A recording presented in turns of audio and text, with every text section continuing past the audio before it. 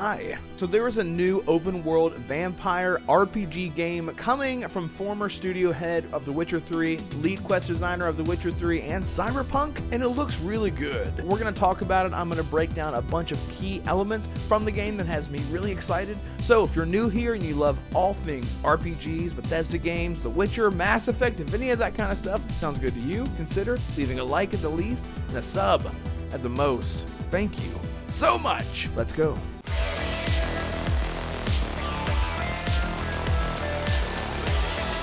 Recently, we finally got a big reveal from Rebel Wolf's studio, which is their new vampire open world RPG called The Blood of Dawnwalker.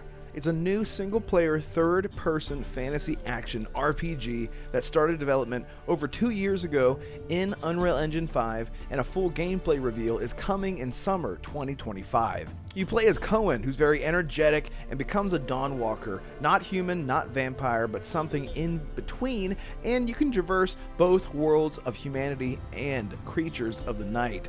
So needless to say, this game is very early on and very far off. Considering that they will show the game in summer of 2025, I would see a release date of late 2026 or even mid-27. The game is led by former Witcher 3 game developer Conrad Tom... I'm sorry. So yeah, led by former Witcher 3 game director Conrad Tom and Witcher 3 and Cyberpunk quest director Matt Tom. Focused on the narrative sandbox, no two playthroughs will be identical. The scope of the game is probably nowhere near anything like The Witcher 3, but its ambition lies solely in its innovation with the narrative structure, and something that has me much more excited because nowadays games are so incredibly bloated with a lot of meaningless tasks, so the focus on narrative usually is what I get more excited about nowadays. This takes place in Vale Sangora in the 14th century medieval Europe. The setting has been ravaged by plague, famine, and social disorder inspired by Eastern European architecture and culture, Polish log houses, Ukrainian and Balkan clothing, and more. In actual history, this was an incredibly devastating time for humanity, during which over 45 million people lost their lives due to natural and political disasters. Notable events included the Black Plague, if you haven't heard of that, which claimed over 25 million lives, and the 100 Years' War, among others. This period was overwhelmingly dark, making it a fitting backdrop for a narrative that focuses on vampires. The world has been watched by vampires in the shadows, waiting to strike and make their move when humanity is at its lowest and to overthrow the feudal lords. The day-night cycle plays a big role. They really wanted to make the world and villages and buildings feel like a different place after sunset. You fight with swords and weapons in the daytime and can use vampire abilities in combat at night. You have 30 in-game days and 30 nights to save your family. The devs wanted to give you sort of a sense of urgency.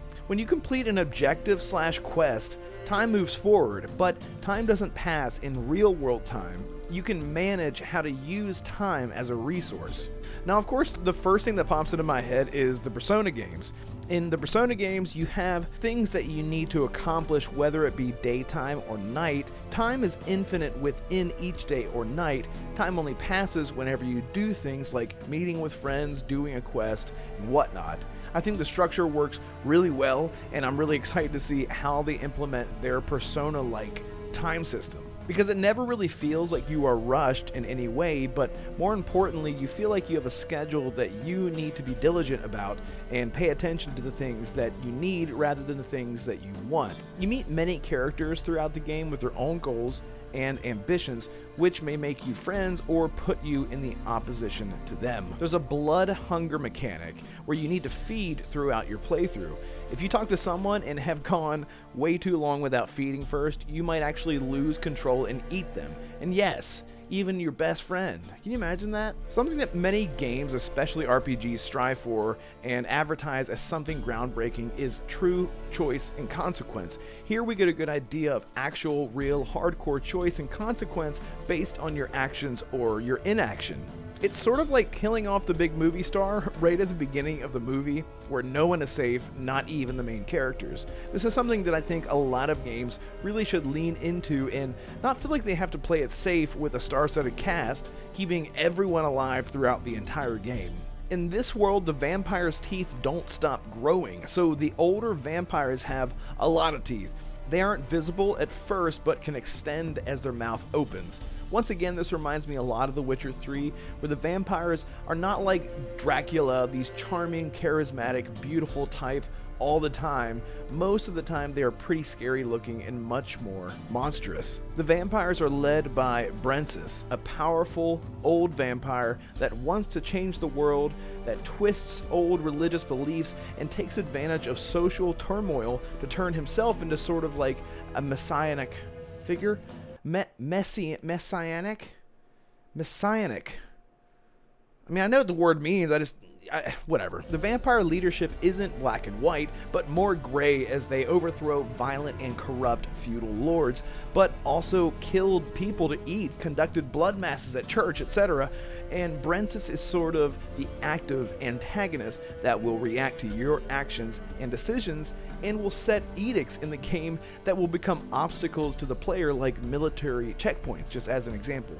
And there's so much to be excited for from the studio. I cannot wait to see what we get in the future, knowing that we will not see this game for a good while, let alone play it. I've been holding this one back for a long time, but I've been wanting to talk about it because we're still getting new reveals for Dawnwalker, and I want to keep covering it. So if you're excited about the game, let me know down in the comments. And if you're new here, don't forget, consider leaving a like at the least and a sub at the most. And I'll see you guys next time. Goodbye.